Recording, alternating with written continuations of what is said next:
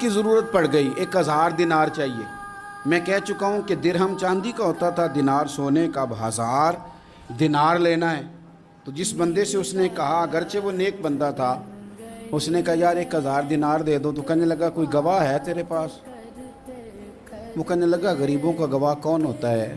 ہاں ایک گواہ ہے۔ کہا کون؟ کہا میرا رب، وہ تیرے اور میرے بیچ گواہ ہے۔ اس نے کہا کوئی کفیل، اگر تو پیسے نہ دے سکے تو وہ بعد میں دے دے، یا تجھے کچھ ہو جائے تو وہ دے دے۔ اس نے کہا کفیل بھی میرا اللہ ہی ہے، میرے پاس اگر ہے تو رب کریم کا نام ہے، اگر اعتماد کر سکتا ہے تو کر لے۔ بندہ نیک تھا، اس نے کہا رب کے نام پہ، رب کی کفالت پہ، اللہ کو گواہ بنا کے میں تیار ہوں تجھے 1000 دینے۔ اس نے 1000 دینار دے دیا، وقت واپسی کا طے ہو گیا۔ وہ چلا گیا پیسے لے کے۔ اس نے پوری محنت کی کہ میں نے وقت پہ پیسے لوٹانے، پوری محنت بھی کر لی، اللہ نے مدد بھی کر دی، پیسے بھی اس تاریخ کو اسے مل گئے۔ بعض لوگوں کا تو لوٹانے کا دل ہی نہیں نہ ہوتا۔ فرمایا حدیث پاک میں کہ تو لوٹانے کا ارادہ کر، رب تیری مدد بھی فرمائے گا۔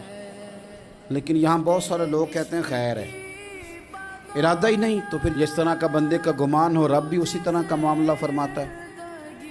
اس نے پیسے جمع بھی کر لیے اور واپس دینے کو تیار بھی ہو گیا، لیکن رستہ بحری جہاز کا تھا، کشتی کا تھا، دریا کے رستے واپس آنا تھا۔ اب وہ جب آ گیا دریا کے کنارے تو بڑی کوشش کی، پر وہاں اسے کوئی کشتی نہیں ملی۔ وقت پہ پیسے لوٹانے ہیں، سفر کرنا ہے، اب سواری میسر نہیں ہے۔ سوچ سوچ کے پریشان تھا کہ میں نے تو اللہ کے نام پہ لیے۔ اچانک دل میں ایک تجویز آئی، اس نے ایک لکڑی لی، لکڑی کو اندر سے کھولا، 1000 دینار اس میں بھرا، بخاری پڑھ رہا ہوں، اور ساتھ ایک خط بھی لکھا کہ یار میں پیسے پہنچانا چاہتا تھا پر مجھے کوئی چیز نہیں ملی دریا کے اس پار آنے، اللہ کے نام پر تیری طرف روانہ کر رہا ہوں۔ اور یہ کہہ کہ وہ لکڑی دریا میں رکھ دی۔ وہ لکڑی ڈوب گئی ہے، واپس آ گیا۔ وہ جس نے پیسے لینے تھے وہ عین مقررہ وقت پر دریا کنارے آیا۔ صبح سے سر شام تک اس نے انتظار کیا، دل ڈھلنے لگا تو دل میں خیال آ گیا کہ یار نہیں، اس نے دینے ہی نہیں، جھوٹا وعدہ کر گیا، پہنچا ہی نہیں وقت پہ۔ اب جب واپس لوٹنے لگا تو اچانک دریا میں ایک لکڑی تیرتی ہوئی دکھائی دی۔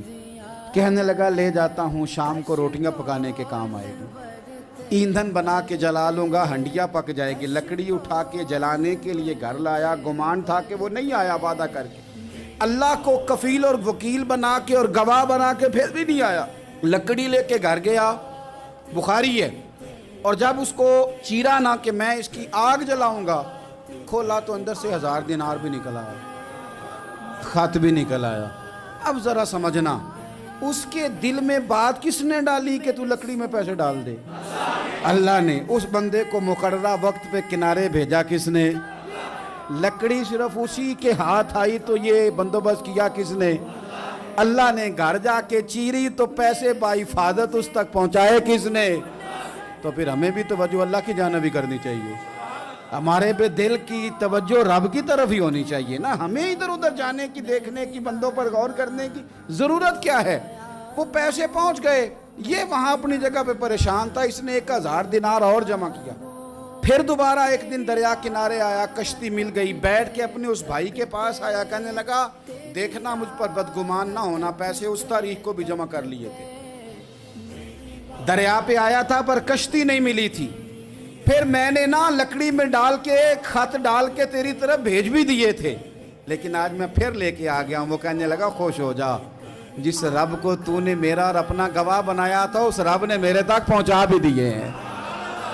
جب لوگ اللہ کو گواہ بناتے ہیں، رب کی جانب اپنی توجہ کرتے ہیں، اپنی چاہتوں، خواہشات اور اپنی ساری چٹھیاں اپنے رب کریم کی رحمت کی طرف روانہ کرتے ہیں، پھر اللہ اپنے بندوں کو مایوس نہیں کرتا، اللہ اپنے بندوں کو نواز دیتا ہے، اللہ تبارک و تعالیٰ اپنے بندوں پہ کرم نوازی کرتا ہے۔